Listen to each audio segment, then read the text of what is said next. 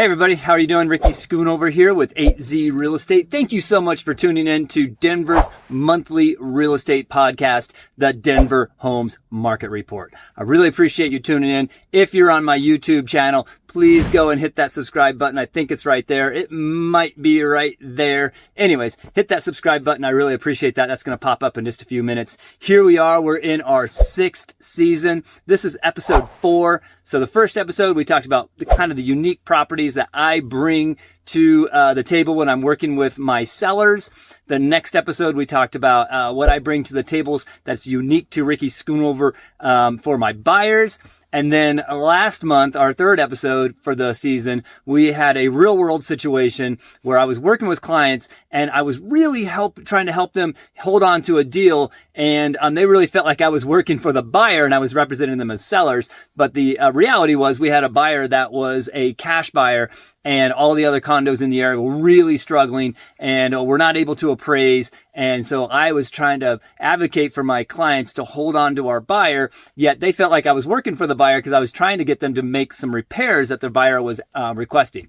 Anyways, all worked out. The deal closed. Clients are super happy. They realized after a meeting that we talked about that I was indeed fighting for them, and I explained the reasons why. So if you're out there and you're working with a realtor and you don't feel like they're working for you, communicate and find out, what their perspective is, because they might be out there advocating you in ways that you're not really sure of. And that was kind of it in our case. So anyways, on to episode 4 today. We've got a great show lined up for you. And yet again, I love bringing real world situations. Like I'm out there in the trenches working in real estate. I come up upon a situation and I want to share it with you. Maybe you're in the same situation, or maybe you're looking to sell your home and you were looking for representation. So I want to share this situation with you. I met this gentleman. He called me up and said, "Hey, I would like for you to help me sell my home." And I went out there and it was kind of a junkyard. There's a lot of stuff in the yard. The house was multicolors with bright reds and bright dark grays. And so first things first, get the yards all cleaned up. And then the house needed painting. I mean, the siding, we did a power wash on it and the paint was just flying off the house. It was just kind of hanging on that house with a thread. So we got all that peeling paint off of there and put a fresh coat of paint on the outside. Got it really looking nice. Inside, same thing. Got it all cleaned up. Just a really nice gray and white sort of blank canvas look.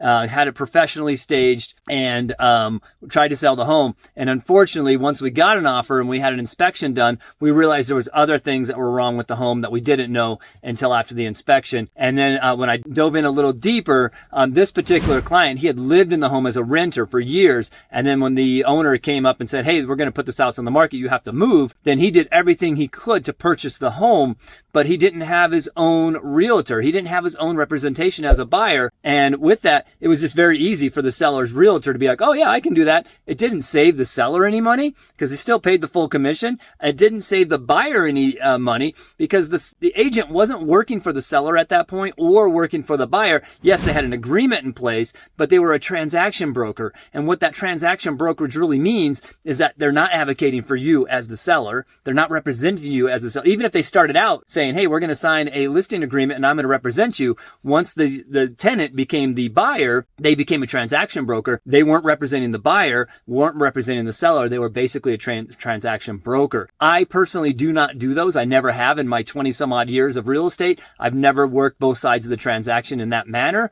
In this situation, the buyer was the tenant. He already lived there. So they just worked out a way to get the money together and to purchase the home. Well, did not scope the sewer line. So didn't have a video of the sewer line when he purchased the home. So he lived in the home for like 6 years or 7 years. And then he bought the home about 5 or 6 years ago. So we're talking 10, 11 years of deferred maintenance on this home. The roof hadn't been replaced. There were some roots that grew into the foundation and cracked the foundation, and the sewer line hadn't been checked, and radon hadn't been checked. And so we had all these things going wrong with the house, and we'd already spent a lot of money getting it cleaned up and painted and everything else. And the seller we just had to put things on hold. We weren't able to get those things done, and he didn't want to go in debt at this moment. So he's like, "Ricky, I'm just going to pull it off the market. We're going to rent it out, and we'll recircle back once I can get some of these repairs done." And so I started talking to him. I said, "Tell me a little bit more about when you purchased the property. And, did you have your own representation? Did you have a realtor? Were they guiding you? Did the realtor guide you? He's like, no, it was just the seller's broker that kind of put everything together, and I just kind of went along with it. So he didn't do any of his due diligence. He just basically was a renter,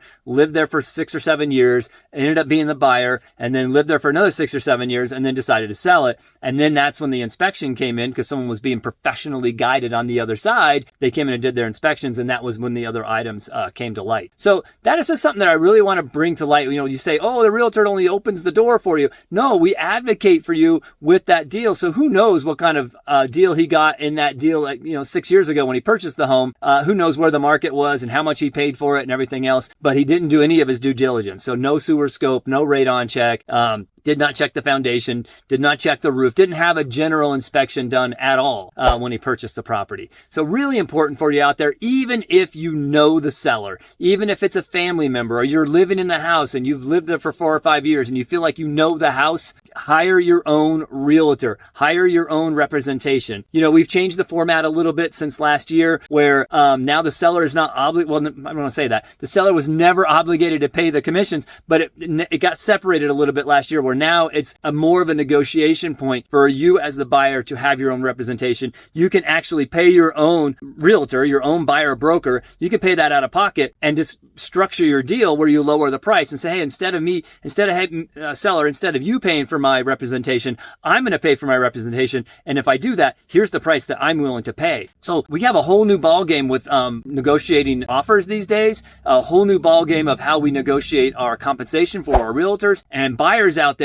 You can possibly get a better deal if you go to the seller and say, hey, I'm going to structure this deal in a way where I'm going to lower what I'm willing to offer you on this home, but I'm going to pay my own buyer's representation at closing. So that way there's two things that happen there. First of all, you get a better deal on the home, right? So the price is lower. So that means that your mortgage is lower, and then you're paying it out of pocket. So you got to have that more money up front to pay for your broker, but then you can structure that deal, and then it's not financed. So then it's not part of your mortgage. So then over the next 30 years, you're not paying interest on that representation if you lower the price of the home and then paid your buyer broker out of pocket at closing. So there's just different ways to structure the loan. So talk to your realtors out there. If you're looking for a realtor that's really experienced and has some years behind us to sort of structure these offers, give me a call. Ricky Schoonover, 720-688-5110. But I just wanted to come on here and kind of give you that information. The market is doing well. If you're looking for a buyer's market, we're not quite in a buyer's market right now. If you're looking for a seller's market, we're not quite in a seller's market. It's sort of a balanced market right now. We just got the jobs report. Jobs are staying fairly steady. So the jobs, the unemployment rate's staying pretty steady. The interest rates are bouncing. They kind of bounced up just the other day, but they are still kind of between that 6.5% and 7% range. They've kind of been bouncing between those ranges now for the last year, I guess it was. So it hasn't changed. The home prices are stable. They've gone down a little bit, but really only like $5,000 to $8,000 on a $700,000 home. So it's a minor percentage, like 2% down over the last year. Some pockets have gone down a little more here in Denver, and some pockets have stayed a little more steady. So it just depends on the areas you're looking in Denver area. But prices have been pretty much stable. Interest rates pretty much stable.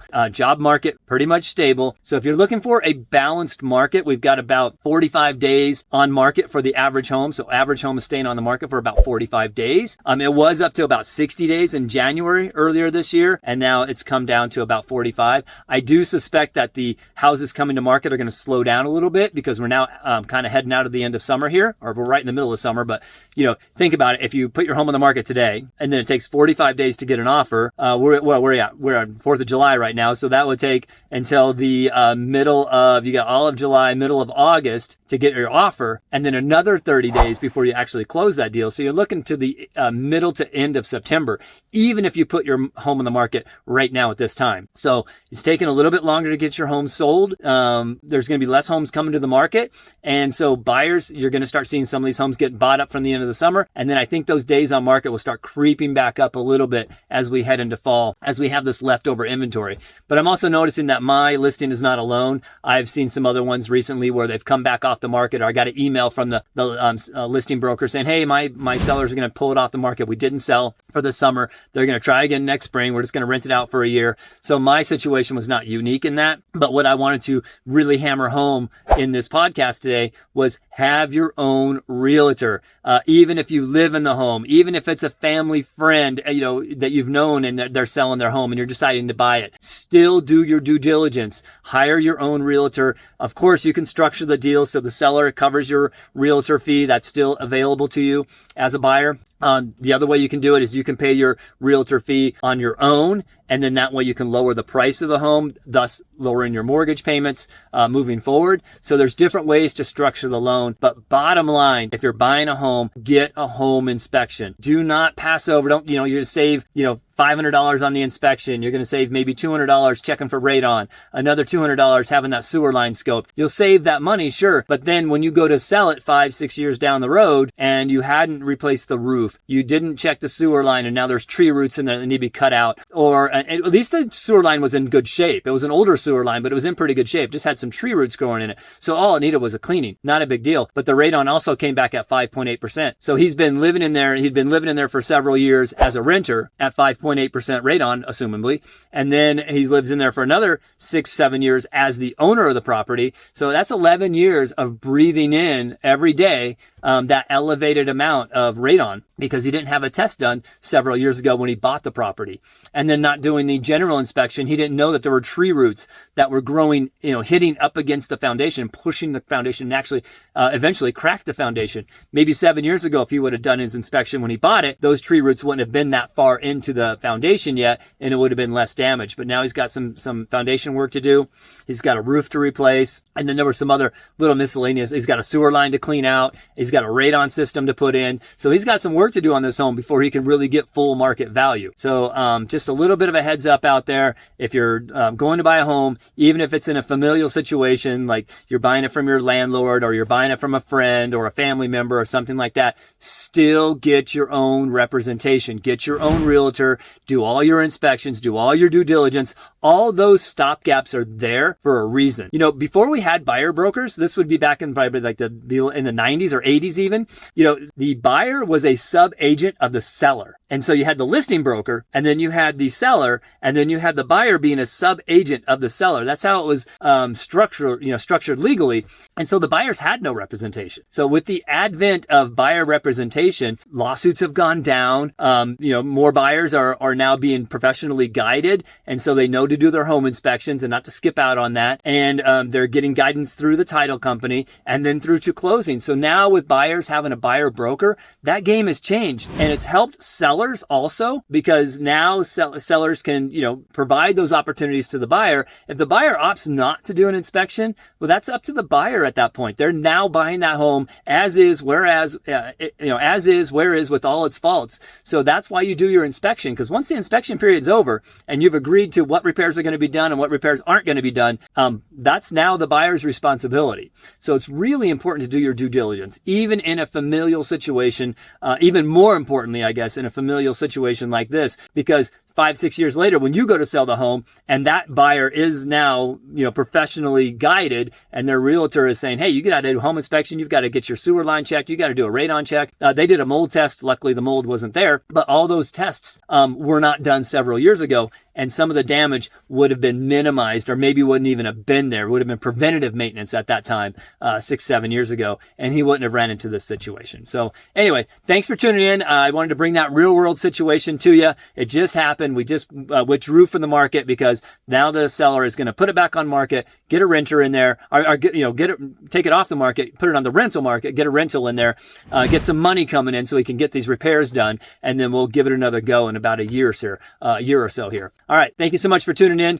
This is the Denver Homes Market Report, Denver's monthly real estate podcast. My name is Ricky Schoonover. Your local realtor. Oh, I'm wearing my pin today. I want to point this out. I'm wearing my pin today, realtor, Navy veteran. Proud of that. Today is 4th of July. I'm a little late getting my podcast out because I had to get some editing things done. So anyways, thanks for tuning in.